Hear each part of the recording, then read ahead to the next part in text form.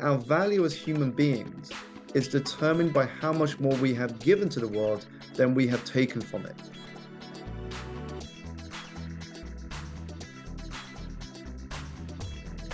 Hello, I'm Pritesh Chauhan, and earlier this year I turned 40 and I wanted to do something meaningful alongside all of the celebrating. I decided to ask my community to support me in helping an underprivileged community to give them a small yet transformative boost. This is how the Rainbow Boosters project was born. In sharing the idea with people, I realised that we all know of a teacher, a family member, a friend, an author or a singer that has made a profound impact on our life.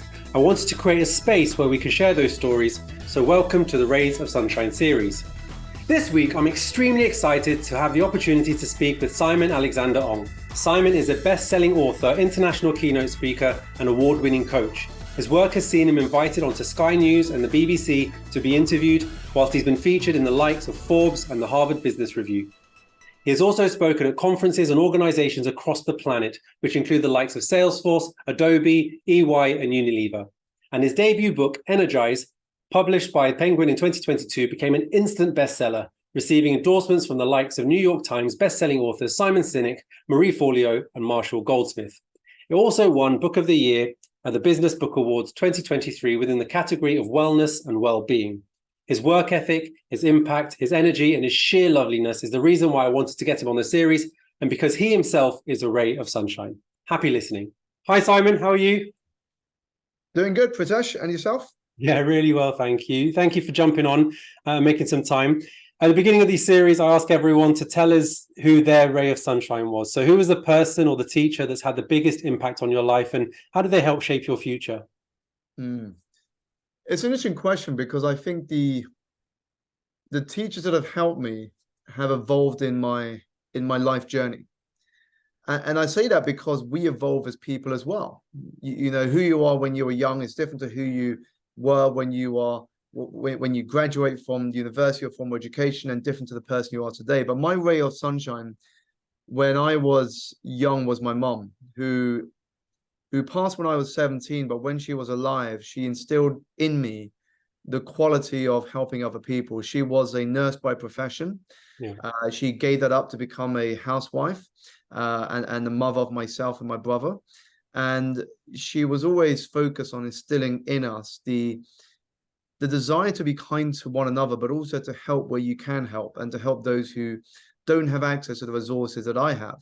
Yeah. And that put me in a very good position when it came to schooling, when it came to going out into the world of work. And as I went out into the world of work, my rays of sunshine evolved again. And there were different people that then helped me in different ways to develop my business, to scale what I was doing, and to just learn more than I started off with when I graduated into the world of finance. But my first ray of sunshine was my mum, the emotional glue of the family, and very important traits that she taught my brother and I that would form the foundation of who I am today.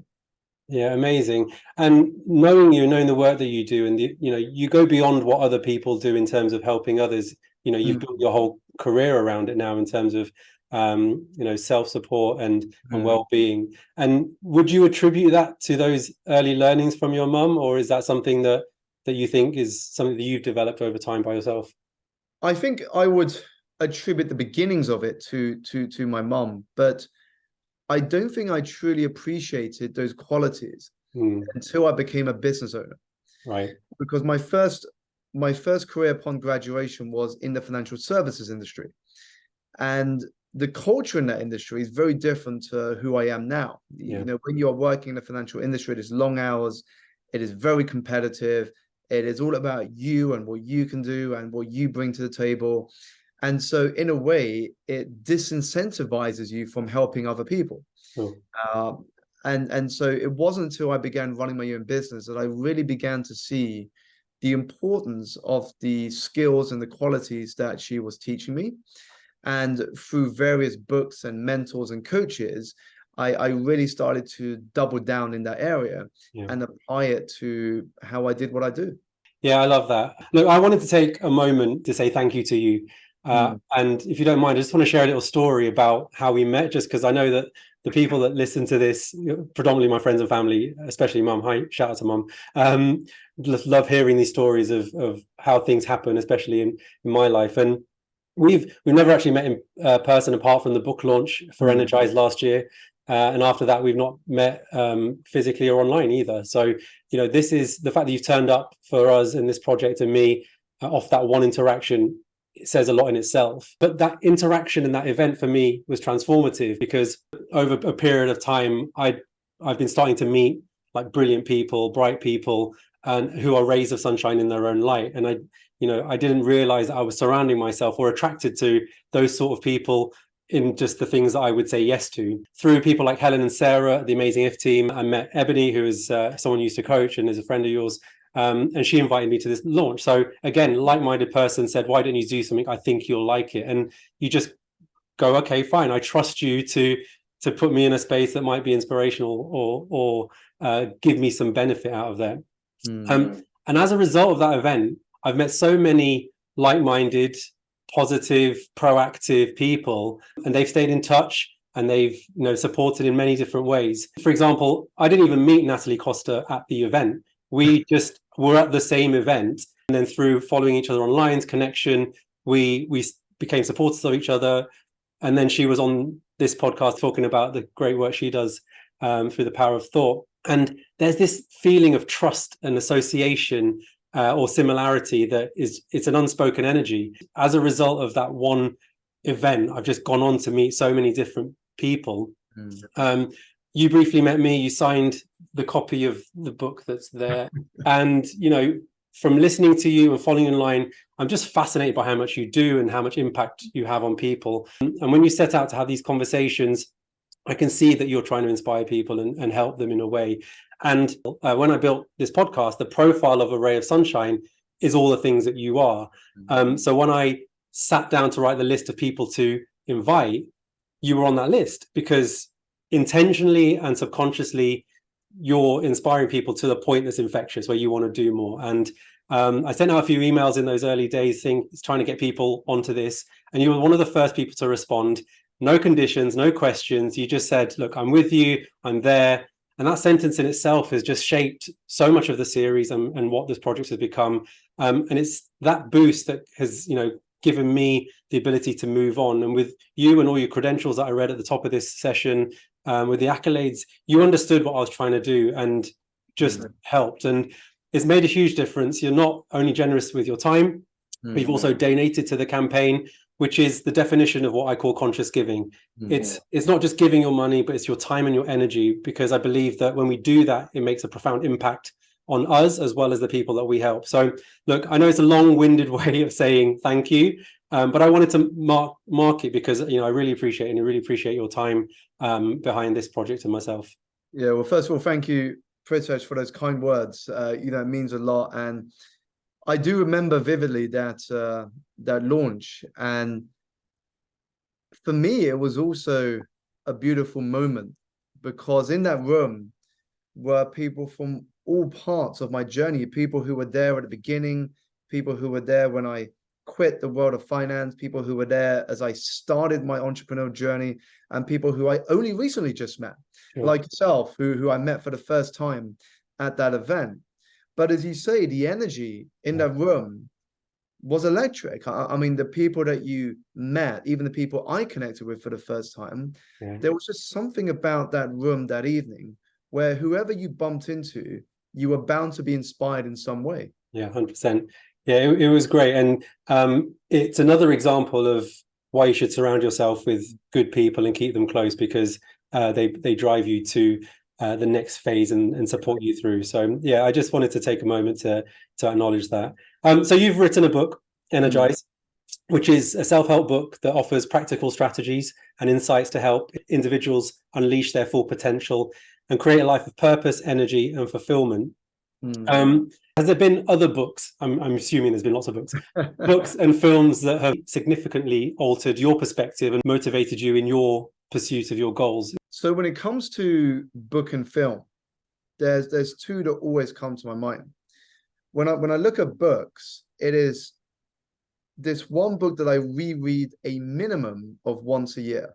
Oh, wow. And it's not a long book, it's a short book. And if you read as often as I do, you will probably finish it in one night. And it is a book called The Go-Giver by the authors Bob Berg and John David Mann. It's a red covered book. And the essence of the message is that the secret to success is giving. And the one takeaway I took as soon as I put that book down was the fact that our value as human beings is determined by how much more we have given to the world than we have taken from it. The thing is, whether we are looking to progress in our career, whether we're looking to scale our business, whether we're looking to become a better human, so often we look at what is in it for me. But actually, if you think about what is in it for them, and you bring value to the table in every interaction, what happens is you give birth to the seeds of success. As the authors wrote in the book, they said in one chapter, money is simply an echo of value. And for me, it was profound. It informed the way I went about doing business. Yeah. And so that's one of the books that I reread every single year. And I always recommend to people who want to understand what contributes to success in any area of our life. Now, on the film, it's one that I love. I wouldn't say it's the best film I've ever seen, but I think it's one of those films that every time I finish watching it, I am inspired, and it gets me off my seat and wanting to create beautiful things in the world. And that film is called Limitless, starring Bradley Cooper. The essence of the film is that Bradley's character is going through a tough time professionally and personally, until he discovers this drug called NZT. Now, once he takes it, he discovers he has this ability to focus and get things done in record time and to access more of his brain. And then you see what happens as he becomes more successful and how his life drastically changes. Now, even though we don't have a drug in reality called NZT that we can pop in and suddenly become our most productive selves, what it taught me is that when we have that ability to focus in a world that is getting increasingly distracted, we are able to make more progress than the majority will ever will. And that was powerful in itself, because we do have that ability to focus. The problem is we keep self-sabotaging ourselves, and we put off the things we know we've got to do, resulting in tomorrow being next month, next year, or maybe never. Yeah, I love those inspirations, because I can see how that's fed into your work as well. And just going back to your book, though, on this point, what led you to write around energy? Because, you know, I'm a huge believer in energy. I've talked about it a lot with different people around positive energy and what you put your weight into. Why did you choose that as a focal area for your book?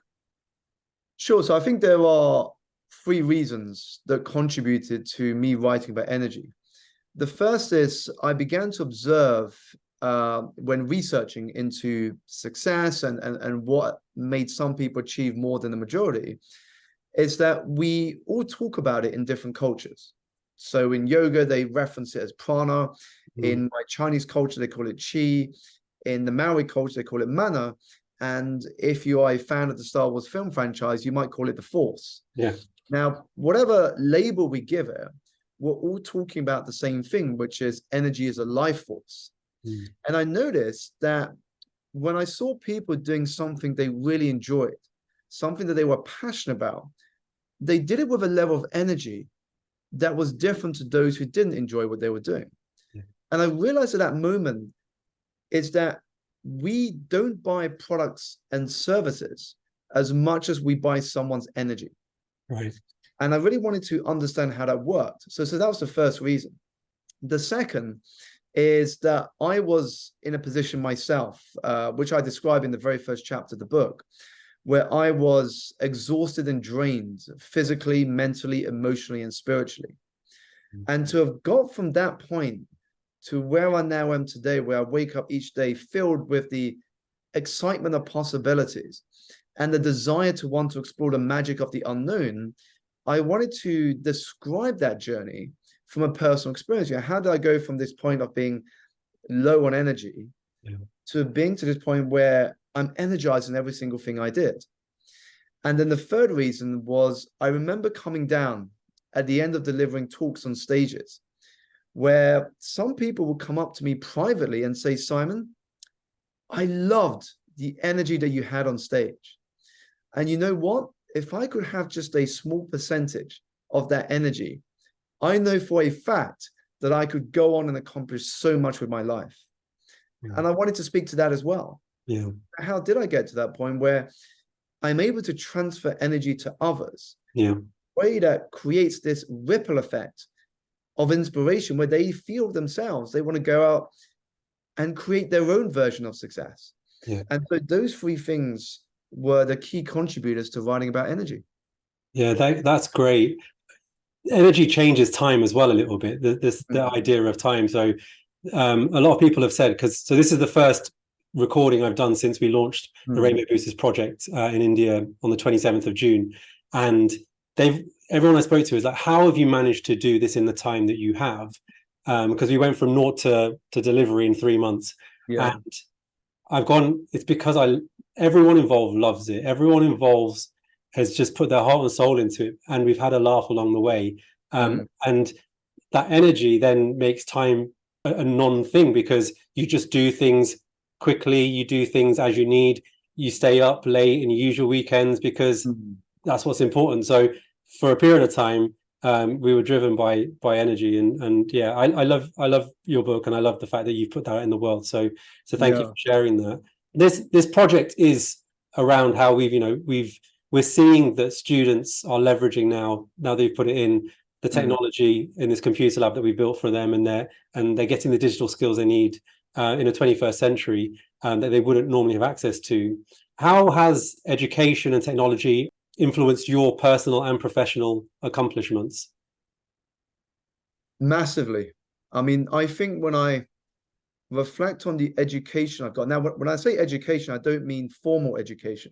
When I mean education, it's the ability to access content that teaches you things that will help you achieve your goals. That's what I mean by education. So education at a broader level.